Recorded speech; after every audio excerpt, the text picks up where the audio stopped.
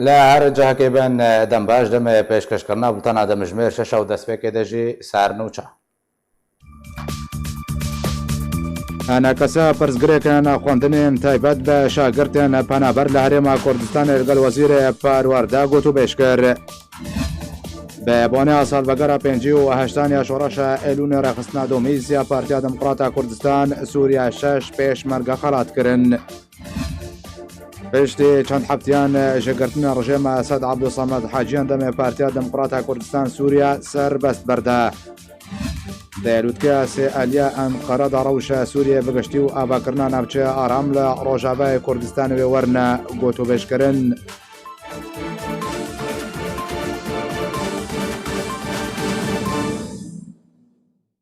دووبارە سڵاو ji bo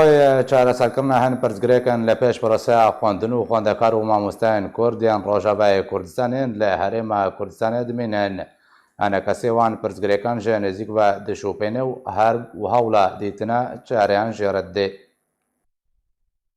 Ji bo dîtina çareseriyan ji pirsgirêkên li pêş piroseya xwendina penaberên Rojavayê Kurdistanê yên li Herêma Kurdistanê dimînin. Encûmena Niştimaniya Kurdî li Sûriyê enekesê ji nêzik ve wan pirsgirêkan dişopîne û yê Serok Barzanî re hatine veguhestin, her wiha Wezareta Perwerdeyê Herêma Kurdistanê re jî hatine gotûbêjkirin. Ew pirsgirêk berev çareseriyê ve diçin.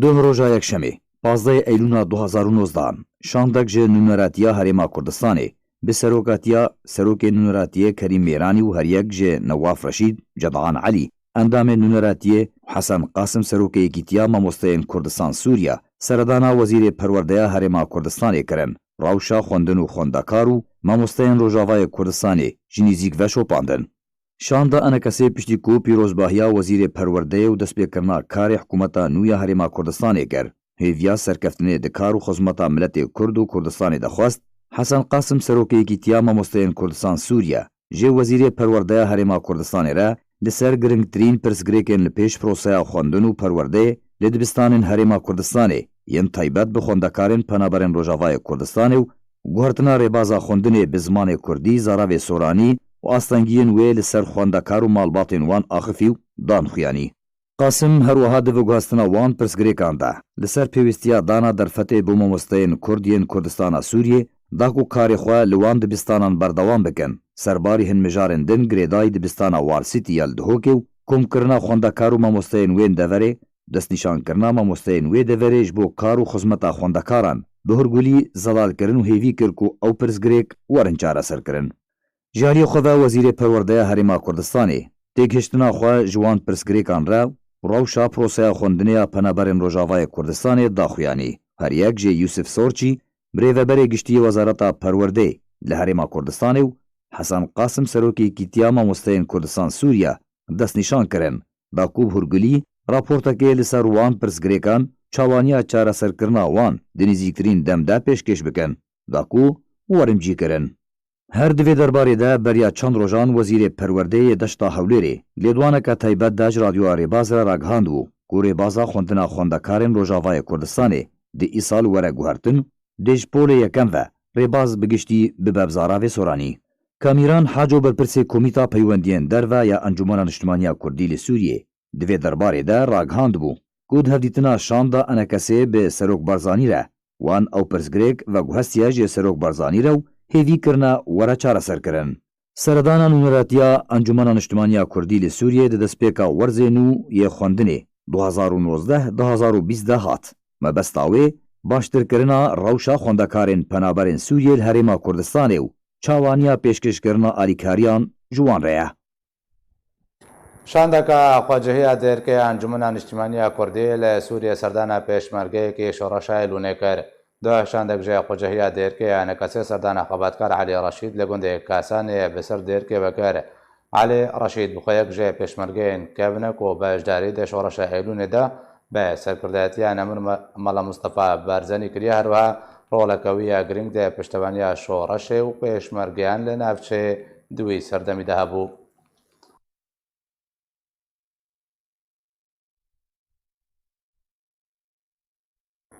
Endamê desteya serokatî ya Encûmena Niştimaniya Kurd li Sûriyê semînarek li Swêdê li darxist. Semînar li hola Pirtûkxaneya Kurdî li Swêdê hate li darxistin ku têde هەژمارە کەسایەت و نونەرێن ئالیەن سیاسی و ڕەوشەنبیری و جوواکی و کوردستانی ژێ ڕەوەندا کوردیە لەوی وڵاتی بەشدار بووندێ سەمینارێدا پێشهاتێن سووریا و ڕۆژاوای کوردستانی و لەبوو تەفگەر و کارێ ئەنجومەنە نیشتیمانیا کوردی لە سووریا و ئەگەر و سیناریۆن لە پێش ناوچەی هاتنە گەنگەشەکەرێن.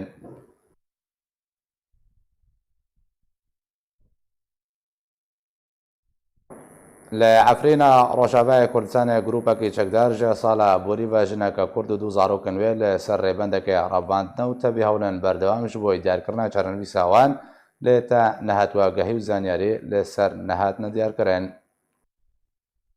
تەوی دەرباسبوونا نزیکی ساڵ و نیڤەکە لەسەر ڕەڤاندنە وێ و هەردوو زارۆکên xwe ji aliyê grupên çekdar li herêma Efrîna Rojavayê Kurdistanê li hêjî çarenivîsa wê tariye û neeşkere ye. Jina Kurd ya bi navê Stirvan Esad Ebdo û herdû zarokên wê Hesen û Ercan ku ew jin ji gundê Kefirsefreyê ser navçeya Cindirêsê ve ye li ser rêbendekê hatin revandin. Tevî hewlên berdewam ji diyarkirina çarenivîsa wê re lê tu derencam nehatine der. Rexistina mafê mirovan li Efrînê di raporteke xwe de dazanîn ku di bîstî gulana sala 2018 li ser rêbendeke grupeke çekdar ser bi lîwaya 213 ku bixwe ku bi serpiraştiya Ebû Leyse û bi hamahengî bi Ebûlebid Elbûşî re ku ew jî çekdarekî Enîya El Nusrayê û niha wekû wergêr li cem Tirkiyê kar dike, jina Kurd bi herdû zarokên xwe ve revandin. Rexistinê dazanîn ku dema lêgerîn û lêpirsînê ji aliyê malbata wê ve diyar bû ku Stirvan û herdû zarokên xwe di zîndanên Hemze de ne. Ji ber ku Ebûlebid Elbûşî ku bixwe serpêştiyarê zîndanê ye çend caran peywendî bi malbatê re kiribû bê ku cihê xwe diyar bike. Herwiha hevjînê wê ji bo du rojan li cem heman çekdaran mabû. Serbarî ku bavê Stirvan di çarçoveya du heyvan de di zîndanên Emşa de li navçeya Şiyê rastî lêdan û eşkenceyê tund hatibû û hestiyên laşê wî hatibûn şikandin. Ji aliyê xwe ve ji dereke agahdar ji kampên Şehbayê nexwest navê wî were eşkere kirin dazanîn ku kesekî $500 Amerîkî ji malbatê xwastibû da ku çarenivîsa jina Kurd diyar bike. Lê ji ber ku malbatê ew pere nedan û gefa pêşkêşkirina gilî ji aliyên peywendîdara dabûn rewş wiha zehmet û asteng bû. Heman jê derê ku ji kampên derbiderên Efrînê tekez kir ku ji bilêweyekê birayê Stirvan yê bi navê Eyûb jî revandiye. Di 18 adara sala 2018 li ser rêbendeka Cebhel Şemiyê li navçeya Cindirêsê hatibû revandin. Piştre radestî Tirkiye hatibû kirin ku ji aliyê xwe ve jî Tirkiye serbest berdabû. Lê piştî wê çekdarên Sultan Murad ew revand. Li gor heman jê derê ku tevî yên pileyên bilind ji leşkerin hatibûn serbestberdan, lê ew ciwanên navborî ku bi tenê sê heyvan di Cebhel Ekra de mabû nehate serbestberdan û hîn jî rewşa ku têra derbas dibe nediyar e. Tawana di derheqê jina Kurd Stirvan û herdû zarokên wê de ku ev e nêzîkî sal û nîvekê revandiye, yek ji tawan û serpêhatiyên karasetî yên rojane li herêma Çiyayê Kurmên çêdibin. Wek wê bi sedan jin û keş dûr ji rewişt û reftar û prensîpan li ser rêbendan têne revandin. Bi tenê çare di asiyan de li ba dibe û vegera rewşa aram û hêmînî û seqemgirî wekû hêvî umîd li başêniyên herêmê dimîne. ڕژێمە ئەسەد وڵاتیەکی کورد پشتی چەند هەفتیان ژێ گرتنێ سەربەست بەردا وڵاتیە بناوی عەبدوسەمەد حاجیک و خەڵکی باژارۆکێ گێرکێلەگەی ڕۆژاوای کوردستانیا بەریا چەند هەفتیان سەردانە بەژاری حەسەکەی کرد و دەما سەردانە بەژاری حەسەکەی کرد ژە ئالیە ڕژێمە ئەسەد هاتە گرتن. لە گۆری ژەدەرێن تایبەتی و عەبدوسەمەد حاجی ژە زیندانان ڕژێمە ئەسەد سەربەست هاتە بەردان.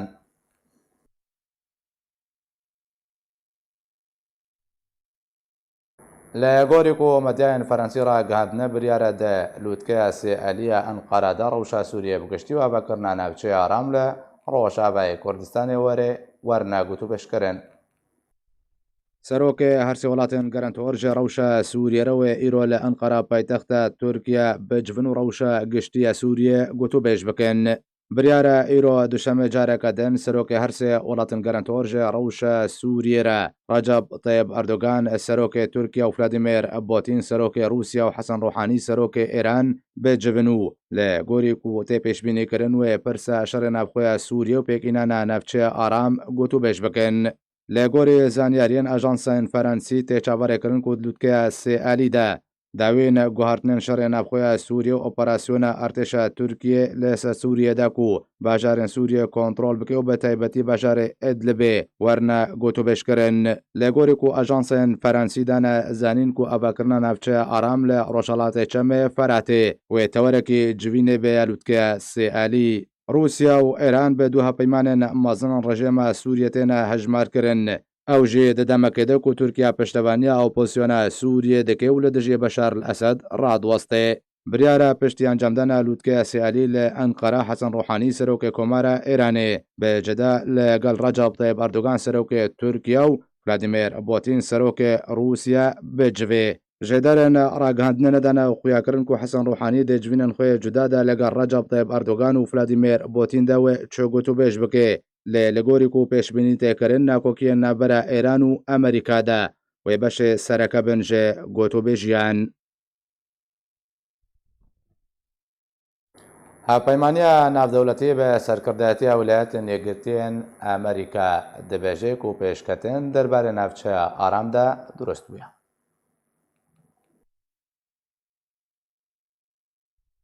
هەفپەیمانیە ناودەوڵەتی بەسەرکردایەتیە ویلایەتین یەکگرتووین ئەمریکا گوت کو پێشکەتنەکان و دەربارەی پێکانینا دەڤەرە ئارام لە ڕۆژهەڵاتی چەمێ فەراتێ لەسەر سینۆر بە تورکی re heye.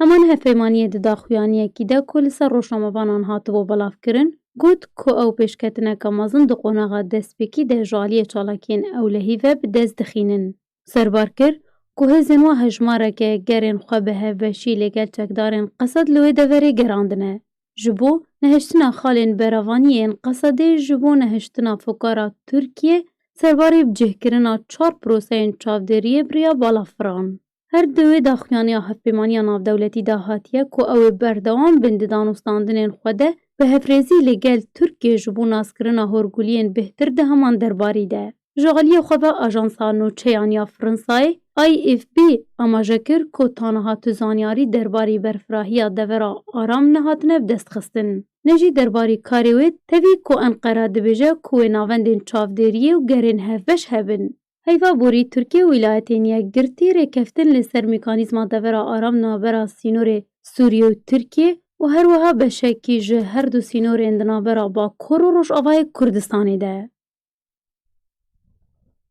Ji bo gotûbêjeka bêhter li ser navbaroka lûtkeya sêalî ya Enqere ku navbera Recep Tayyip Erdogan û Vladimir Putin û Hesan Rohanî de wê werê encamdan mê bêbendariya birêz Cedan Elî Nûnerê tevgera çeksaziya Kurd li Herêma Kurdistanê kiriye. Birêz Cedan tu bi xêr hatî. Di vê lûtkê de berdewam ku lûtkeyên her sê welatên gerentor ji rewşa Sûriyê têne encamdan derencamên wan dem û dest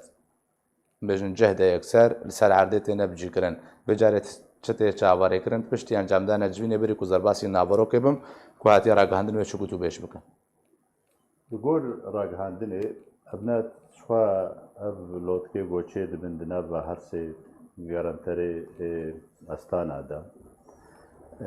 berdewamin û her demekê çê dibin ev civatê.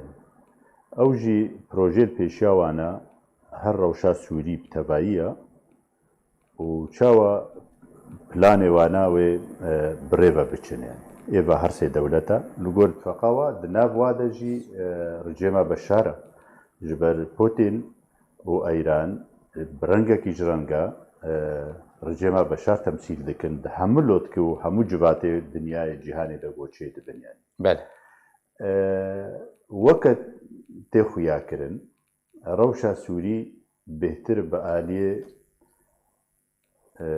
bercewendiyê Rûsya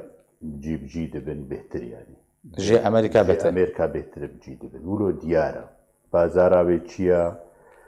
bingeha wê çi ye, ser çi ava dibe, li ku derê li cî nedî Tirkiye li cîhanê rêkeftinên nava de çêbûne, bazarin ser deverna bi deverna weke muqaya da nava de çêbûye çikirina em zêdeyî taqeta me ye em nizanin yani ev ne nav dewletê mezin de ye. Lê wilo berçav tê xuya kirin ser erdê Şam û derdora wê, Der'a û derdora wê, Hims bi tevahî, Heleb, anha Idlib jî hêdî hêdî safî dibe. Ev her sê dewlet civatê wa girêdayîne بخفض التصعيد دەبەرێ خفض التصعيد يعني بەێ ئێگۆ شەڕتێ دەچێت بێت توندتوژی و دژوارە و ئەون ئەم چاوە کارن شەڕ ڕاوەستێنن ڕاوەستاندنا شەڕ چ دەبەرا گۆچیە بوویدە ئێبەری نەها حەممەژی کەتنە بەرجەوەندی ڕجێما بەشاردا باش ئەv لۆتکە نەدووری بای بەریە ببووی ئابووی تیجاهی دەدمە بەردەوام ئاژی بکێمایی هەگەر ئەنجام نەوابن وڵۆت خوازن گۆ بکەنیان باشەوە کەواتە گوت ناتە زنجیرەیەەکە درێژ پێدەرەژە لووتکەین پێشترە و هەوڵ بدەن گوتوویژێ بکەن چاوە بەتر کۆنتترۆل ڕژێمە ئەسد بەهێزتر بکەن بۆ کە بێ سەر ناوچیاندا بێگۆمان سەر هەمە ناوچەیە هەیی و هەمە خاکات سووری رووسیا پلانە وێدەیە و ئەیرانجی پێرە تەمامەن و تورکیاژی هێدی هێدی وە بەرچاپێ خویاکردن سەرجارێ لە گۆری کوژێدەرن فەرەنسی دانەخویاکردن برەجدان بژن و ئەباکردە ناوچە ئارامژی وێ تەوەرەکە سەرەکە گوتوبێژێن هەرچێ سەرۆکان ممکنە ئێمە ئەم فەرەنسی ولۆت بێژن هەندەکە دی ولۆتەوە قا دکن چاودێرە سیاسی ولۆ دەبێژن ئەف دەبەرە ئارام مەسەرەن داخوایانیک دەرکەت جارێکێژ ئەیرانیا نەڕازیبوو ناخۆدا نەخویاکردن جارێکێژ ڕووسا نەڕازیبوو ناخۆدا نەخویاکردن سەر ئەساسی هورگولیاوێ نزانن چییە نابەڕۆکاوێ نزانن چیانی تورکیا تەرەفەکی ئاریکی سەرەکەیە دەبێ ڕێکەفتنە دەبەرە ئارام دەدناوە و ئەمریکانادا بێگۆمان وێ داوا هورگولیا لێ بکەن بێ چ تشتێ نەهێنی تێدە هەنا هەگەر ئێمە ئەدبێژم دەبەرە ئارام حتانی نەها نەزەلالە تشتێ نەهێنی تێدا بێگۆمان ئەم نەوێ نەل بەرجەوەندیە پێکهاتیە دەبەرێ بن و ئەم وەک کورد بەشێکی سەرەکە vê debera arama got tê destnîşankirin wêne berjewendiye de bin pêş ئێمە ئەم بەرجەوەندیە مە تێدە تەمامی پێک نایەن ji ber alîkî sereke Tirkiyeyê piştgiriye bê Eyran û Rûsya bê û yanî Kurcî birêcet an Kurcî pişta xwe bi Amerîka girê dê dibêje Amerîka peymanê mê sereke Amerîka rast e em Kurd ez dibêjim kîja aliyê Kurd bê necara ji wê pêvel pêşiya wênîne xwe neavêjî ricêma beşar hemêza wê de xwe neavêjî hemêza Eyraniya de xwe neavêjî hemêza Tirka de bêguman wê Amerîkana bibînêt hêzek sereke alîkî sereke û peymana navdewletî serpereştiya wê dike dewleteke cîhanê birêve dibe em jî ez jî wek şexs jî weke tevger weke encumena Kurdî em dixwazin got Amerîkan rast bin di gotinê xwe de û palpiştî û piştgiriya milletê Kurd û mafê wî nabikin lê tiştê got derbas dibin tevan di gotinê xwe de dibêjin em ê palpişt bin û em nahêlin tade bibe û gef û êrîşê Tirka em nahêlin ser milletê Kurd û qirbûna milletê Kurd em nema dihêlin çê bibe ev heme vana tê ne ser zimanê xwe rayedarê Amerîkî bi tevayî teqrîben vêna dibêjin yanî lê li ser xakê tişta got dibe hetanî niha ême metirsiya me ji bazarê got nav Amerîkana û Tirka de bibin bercewendiyê dewleta ji ê milleta mestirin bercewendiyê we bazirganîna dîrokîna meselê siyasîna mezinin ser devernedî Tirkiye û cîhan tevel pêşiya wan naya NATO endamên têda bercewendiyê NATO liqayî mesalih ew bercewendiyê Kurda dibe weke ê daxwazê netewî an no ez bawer nakim temamî dirist bê eva henê ême metirsî çiro çê dibê got Tirkiya karibe şert û mercê xwe bi cî bêne beramberî tişt nedîl cî nedî tenazûlat bême ser siyaseta Tirkiya birêcedan li navê her sê welatan welatên gerentor ji rewşa Sûriye re Rûsya Tirkiye Êran bi nerîneta ji dema ku bûne gerentor ji rewşa Sûriye re û heta weke îro rasta gerentorin û hewl ji bo çareserkirina krîza Sûriye ne ême encam de weke min got ez bêjim destpêka gotina xwe de deverê der'a rîfê derdora der'a û derdora Şamê û derdora Himsê û bajar û Heleb çi deverê got ve her sê dewleta garantî kiriye eno em ê ضمانه بدن انه بلا اجر بسكنه ومناهل تعدل الشربانه ببي الملتي وي ببي السبيله ببي نورو شي بويا باش بيرنجي السياسة كنا برجل عن أول راست السياسة سياسة جرين تدارج وديتنا على سريع كجروش السورية نها حتاني نها نولويا حتاني نها إدارة أزمتكن إدارة دكن بريفة دبنياني من نديتيا حتاني نها متحدة واتحاد أوروبي وأمريكا وروسيا وإيران وتركيا وهر دولتك دسوردان دولتي مظن دسوردان روشة وعرب دولة عرب تبعي إيجو دسوردان روشة سوري دتكن كسي ما نديت يد أنجام داد سياستك ولو زلال دبرجواندية ملت سوري دبي معاناة وإيش وزار وخرابون ويران كرن وكوچبري راوسته وخلق بقر سردبر خوا ما أف سياست برچاوه خوا نديتيا برفاجيوه مديتيا معاناة بردوامة کشتن بردوامه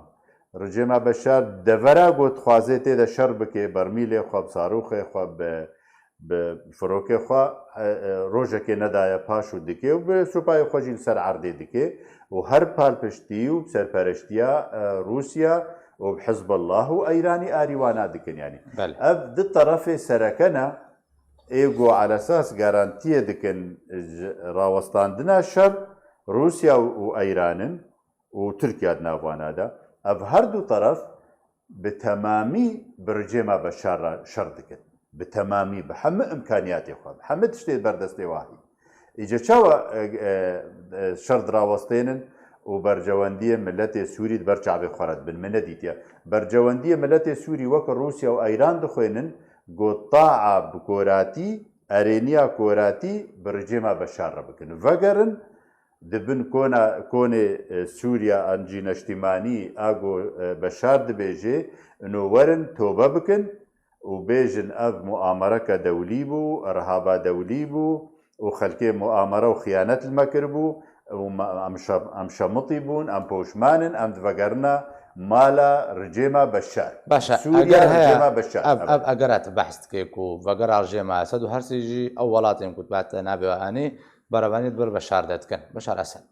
اگر هيك هرسي ولات جارانتيا روشا نافچين كرديجي بكن لا روجاباي كردستاني وبكن كوب كامل بن كنترول رجيما اسد بالي تشوا يعني اف دبرا نافلتكن روجلاتي فرات انجي دبرا نفوذ امريكي حتى نهار روسيا وايران وسوريا ودولتين يو ان الامم المتحده دا دبيجن هبونا امريكا تشتكي مخالفه جياسايا ناف دولتيرا وبردوام في داخوازي دكن ودسورداني وخرابيه دكن جارا قوتي بيرا بشار ورجيماوي نظاماوينا ومخابراتي وينا دبيجن بايدي وكا كرد يعني تينا حسيب الجموانا دبيجن افانا خيانت كريا جبرغو دستي خدانا دستي امريكانا ولسر عرضي دسورداني ومساهمه دكن انجي بريفت شيب آلية پارچبونا سوريا دا روسيا جي تموتم تيني بيرا دولتين زلهيز وامم متحدة يو ان انه امريكان هاگر سياستاوي بدرستي سراست وهر سريد سوريا دا يعني پارچبونا سوريا قالك جارا اني سر زمانه برپرسي امريكا يري بدك وهرسي ولاتن جارانتور استراتيجية أمريكية لرجالات الجمع فراتي عن رجالات نابين بقشتيجي تايبتي لناوتشي كردستاني تيك بدن د ترشوا عام دا يفترض نكي مفروضة قبول نكي ونهي لسياستا ويتيك هاري ليه أمريكانا مديتيا دي قالك دفري جيهاني دا جدف بلاني خواه قريعية مثلا أفرا يداري وي برپرسي وي مظن بلا مظن روشا سوري وشرق الأوسط تبعي عراقي وسوريا وادا يعني هر ده روجاتي نقو هرتن تي الصقور نافلتي كرن نافواتي كرن مثلا صقور داني نقو هرتن حمام داني نقو هرتن فلان داني نقو هرت وزير الدفاع نقو هرتن زيدي جاركي وشروتشي وزير واي خارجيتي نقو هرتن ايقو ديارة يعني نزل البونك دي سياسة أمريكية ده هم الهندرو أمريكا تبيرا تماشواني هيجا وجهدارا وقت تويترا ترامب قوتي أمي فاكشنج سوريا يعني أمريكا دا دنيا هشيا حکوومەت و دەولەتە ئەمریکیدا دناو مؤسساتی وێ دەولەتێدا بنگوێ هەردووکەتن هەر یەکێ بڕەنگەکی گوت بیگوتیە بێ علمێمە بیگوتی ئەم قبول ناکەن بیگوتیە شاشە بیگوتیە خراپە بیگوتیە نزانچاوە یعنی ئەف بەراخۆش دەولەتێش دەرە ڤەکە ئانجی سووریا ئان کووردا ئانجی دەڤەرێ و شەرق الأوسط وانە ڤەکە ئەف سیاسەتە نەزەلال و نەسەر ڕاست و نەل ینی ولۆ گەلێکی تێ خوێندن بە تەمامی ji aliyê hemû kesî ve rast dewletê mezin siyaseta xwe zelal nakin ême gelek tiştê ser Amerîkana têne gotin bes tiştekî sereke heye îtîfaqek heye nav xelkê de û çavdêrê siyasî dibêjin Amerîkan bi dostê xwe re nerasta û dijmin jî xusûm jî jê natirsin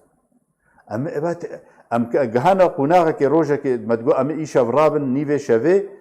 şerrekî cengeke dijwar wê bi Eyranê re bibe û wê Eyranê mehûke welatê wê hikûmeta wê dewleta wê hilweşênê bide erdê derdkevê an hay êgo dijîtiya siyaseta Eyranê bi zelalî dikir John Bolton bû ew hate guhartin yanî siyaseta Emerîkî ضبابیا wê nav nezelaliya wê medxê metirsîka mezin da li hember Kurdan ew metirsî jî heye ew guhartin bêgoman em Kurd di serî de cihê metirsiyê li cem me heye ne li cem Ereba û deverê din heger İdlib giha beşar an negiha beşar û der'a metirsiya guhartina siyaseta Amerîkî û metirsiya begera rejîma Esed temamen her du xetereke mezin li ser hebûn û nebûna Kurda û bercewendiyê Kurd û proja Kurdî û mafê Kurd xeterek mezin teşkîl dike li ser wêne ev her du tiştê xeterin yanî nezelalbûna û debabiya siyaseta Emerîkî ême Tirkiye meselen em gazina jê nakin dewletek parçeka Kurdistanê mezin û milletekî mezin dibin destê wê de ya û zulm û tehdê û zorê dike mafê Kurd nas nake bin pê kiriye ew kiriye naxwaze mafê Kurd li cihekî bigihê destê wan e û bibine xwedî kiyanek û tiştek yanî bes Amerîkan ya wê çi ye dewletê Îtîhad Ewropî êwa çi ne çira çav miçin çira xweker dikin çira serrast nakin çira دعمekê nakin gelekî wilo rasteqîna inu ev milletekî bin dest bi vê hejmara zêde û dawa mafê xwe medenî dike û silmî û sivîl dike çira em nepalpiştin ji wan re Kurda tiştekî xerab di Sûriya de nexwestiye te'de ne li Erebatê ne li Siryanetê ne Xristiyanatê ne rejêma li kesî nayê dawa mafê xwe dikin di hebûna Sûriyek demokrat de hevgirtî de û em jî şabibin bi mafê xwe bi xeserxaka xwe bême ser gotina Amerîka dawîn helwestayê dibêje pêşveçûnek de proseya angudosiya avakirina navçeya aram de durist bûwa lêber wênekê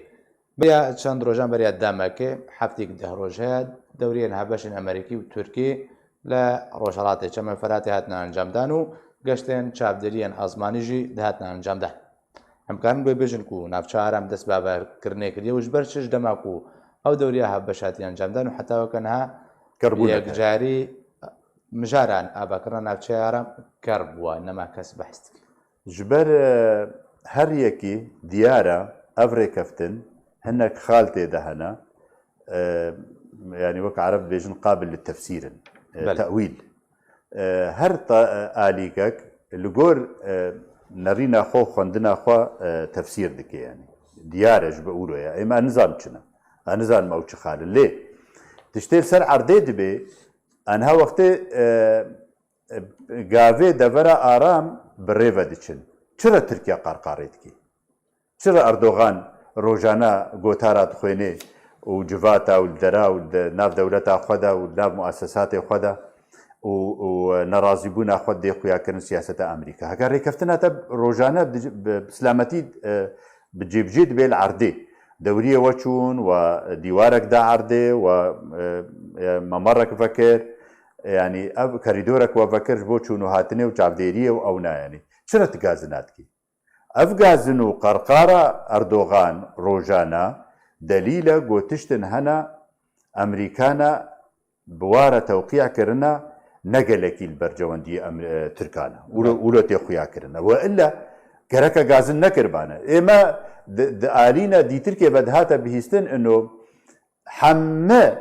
دبەرجەوەندیە ترکادەیە سەدی نۆت ئەڤ ڕێکەفتن ئادەبەرە ئارام دبر بەرجەوەندیە تورکیا دەتێنە بکارانین و نەهێنیاوێ ji ber vê nayne xuyakirin weket bêje avar wê wa werê parastin ya Amerîkana û ya PYD ala esas wilo derket tişnedî tê de hene newroye yanî باش ev rengê navçe aram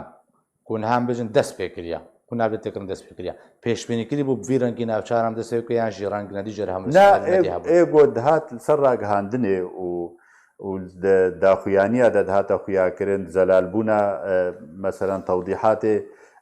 ڕایەدارê ئەمریکانە و ترکا دهاتە خویاکردن نە ئەف بوو ینی نەها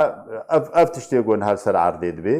دیارە ینی ناچێ سەری دیارە ینی ئێمە ئەتخوازم وەکە ئەم وەکە ئەنجومانە ناوچارام ناچێ سەری نانا ئەڤی ڕەنگێ گۆ ئەنها دەبێ دیارە ناکوکینە مەزن هەنەد ناوانادا یان تورکیا ئەمزە کریە سەر تشتە و ji dervey emza xwe tişta dixwazê ji dervey tiştê nivîsandî an jî tiştê nivîsandî Amerîkan diguharin qebûl nakin tefsîra wa jêra ne ew rengê got Tirkiya tefsîr dike yanî ev nakûkî û cewaziya xwendina nexala ên rêkeftinê va kêşa têne ser erdê û dihêlê got naçê serî û gavê wana ئەم بێژن بلەز ناچنە سەریانی مەسەرەن ئێمە li گۆر هاتە بihîstin ئەنۆ سەر سێ قوناغا ئەv ڕێکەفتن وێ چێ بێ جارە ئەولی هەیڤەکە جارادی هەیڤونیڤەکە جارادی دە هەیڤن ئاخری دا هەموویە خۆدا گەرەک سێ هەیڤونی چار هەیڤ تشتێکی ورۆ بنیانی va دەم دەرباز دەبێ باش تشتێکی زەلان نای خویاکردنەوە gelek spas ji bo birêz Cedan Elî nûnerê tevgera çeksaziya Kurd li herêma Kurdistanê kulgel min bî gelek spas به بۆنەیە ساڵبەگەرا 58 یا شۆڕەشە ئەلوونێ ڕێخستنا دۆمیسیا پارتیا دموکراتە کوردستان سووریا ئاهەنگێک لە هۆلا شەهید نەسرەدین بەرهێک یا نویزگەها پادەکەسێل دارخست ئاهەنگ بە ئامادەبوونە قادر قاچاغەندامی سەرکردایەتیە پادەکەی و محەممەد ئەمین عەباس بەرپرسێ ڕێخستنە دۆمیز و ئەندامەیە کۆمیتەیە نابەندیە پارتیا دموکراتە کوردستان سووریا هەروە هیام عەبدوڕەحمان و دیا جوان ئەندامێن هەمان کۆمیتەیە پادەکەسی و هەژمارەك ژێ پێشمەرگیان و پەنابەران بڕێبەچوو داهەنگێدا گوتارە پادەکەی ژالیە قادر قاچاق هەروەها هەن گوتار ژالیە سەرکردین پادەکەسێ بە هاتنە خواندن تێدا بەحسا شۆڕەشە ئێلوونێ و خۆراگری و بەرخۆدانە بارزانیە نەمر و پێشمەرگان کردێ داویە ئەهەنگێدا هەریەک ژێ پێشمەرگە محەممەد سعید سووری و سعید حامد حەبەش و ڕەمەدان عەباس ئیبراهیم هەروە عەلی عەباس ئیبراهیم و یوسف ئیبراهیم ئیسماعیل هاتنە خەلاتکردن و هەر شەش پێشمەرگە ji pêşmergeyên dêrîn yên şoreşa Êlûn û Gulanê ne.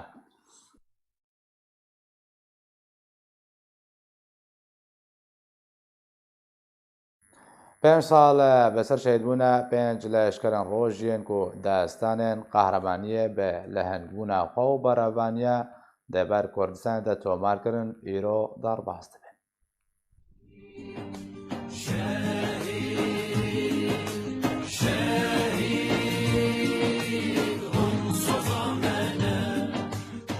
وەکی ئیرۆژێ ساڵا 2014 پێنج پێشمەرگەین لەشکرێ ڕۆژ لە هەرێما کوردستانê di berevaniya di ber miletê Kurdistanê da bi navê Mulazim Comerd Mişo, Slêman Hemza Hacî, Delîl Ehmed Muhemed Elî, Raed Beşîr Ehmed Yusuf, Mustafa Cerces Seîd di encama teqîna mayîneke çandî de li beraya Hesen Şam li navçeya Xazir ya ser bi Mosulê ve şehîd bûn. Li dema ku rûbirûbûna çekdarên Daişê li wê deverê dikirin ew dever ji destên wan rizgar kirin. Pêşmergeyê şehîd Comerd Mişo yê 28 salî derçûyê zanîngeha Mafnasiyê bû ji xelkên gundê Girzîro yê ser bi bajarê Dêrikê Rojavayê Kurdistanê vebû. Herwiha Slêman Hemza Hacî jî ji navçeya Terbespiyê li devera Aliyan bû. Delîl Ehmed Muhemed Elî jî ji bajarê Qamişlo ye. Herwiha Raed Beşîr Ehmed Yusuf ji bajarê Mêrdînê yê Bakurê Kurdistanê vebû. Bejdariya bi hezaran welatî û alên Kurdistanê û pêlandina dayîkan hatin pêşwazîkirin her pêşmergeyek ji wan li gund û cih û warê xwe bi xak hat spartin. Pêşmergeyên roj di 12 avdara 2012 de ji sala 2015 ve leşkerên roj bûna baskê leşkeriyê Encûmena Niştimaniya Kurdî li Sûriyê ji destpêka avakirina xwe ve zêdetir ji 55 pêşmerge li şerê rûbirûbûna Daişê de şehîd bûne. Roja 22 meha 12 wek roja şehîdên leşkerê roj hatiye destnîşan kirin.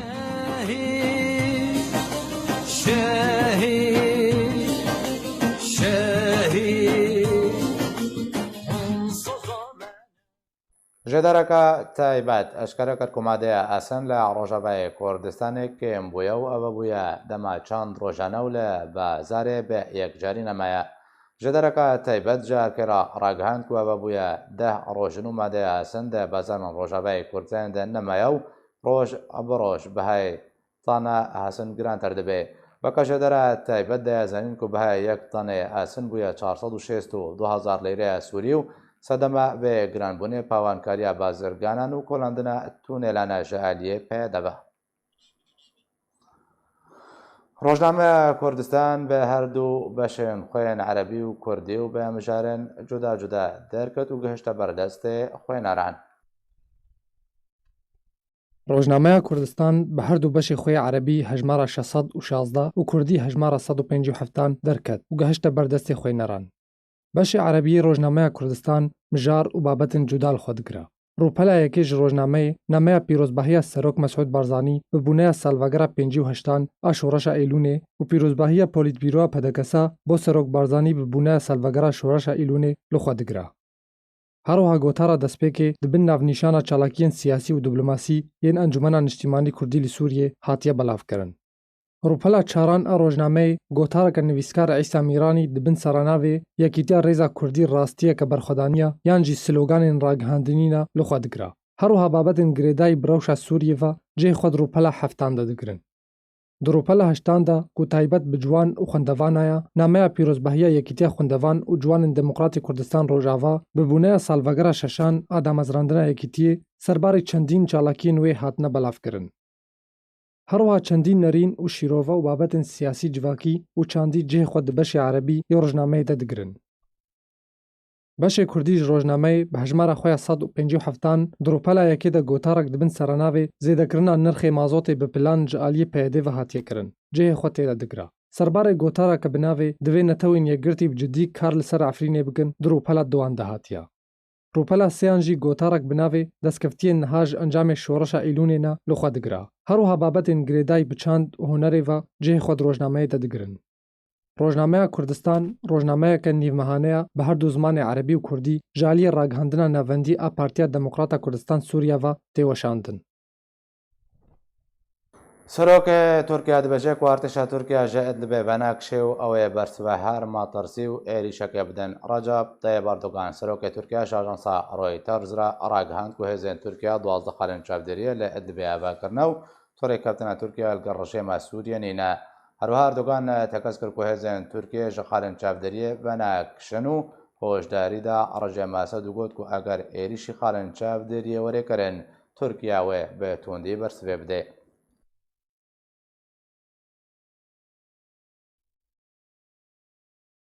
Teqîneke beşerokê Erayî kir Armanc û di encamê de çendîn kes bûne qurbanî û jiyana xwe dest dan. Ji derên xwecihî ji beşerokê Erayî lê Bakurê Helebê ragihandin ku berhelgireka bombrêşkirî teqiya û di encamê de 10 kes bûne qurbanî û jiyana xwe ji dest dan û 15 kesên din birîndar bûn. Herwiha ji derên xwecihî ragihandin ku qata duê ji nexweşxaneya beşerokê Erayî di encama teqînê de jî ziyan pêgihiştin.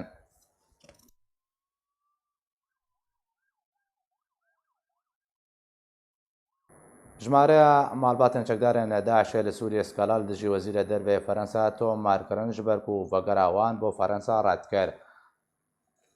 Li Ajansa France Presiya Ferensî balavkiriye Can Eflodiriyan Wezîrê Dervê Ferensa vegera zarok û malbatên çekdarên Daişê yên Ferensî ku di kempa li hol de ne red kiriye. Weke Ajansa Nefatî de zanîn ku malbatên Daişên ku vegera wan hatiye redkirin skala lê dijî Wezîrê Dervê Ferensa tomarkirine.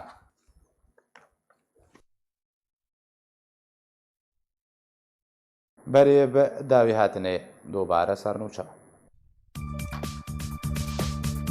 ئەنەکەسە پرسگرێکیان خوێندنێن تایبەت بە شاگرتیان پەنابەر لە هەرێما کوردستان لەگەڵ وەزیرە پەروەردە گوت و بێشکر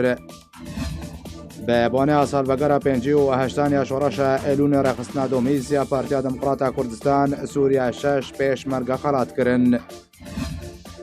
پشتی چەند هەفتیان ژێگرتنە ڕژێمە سەد عەبدوسەمەد حاجیان دەمێ پارتیا دموکڕاتە کوردستان سووریا سەر بەست بەردە دەیلووتکە سێ ئەلیا ئەنقەرەدا ڕەوشە سووریە بگشتی و ئاباکردنا ناوچە ئارام لە ڕۆژاوای کوردستان وێ وەرنە گۆت و بێشکردن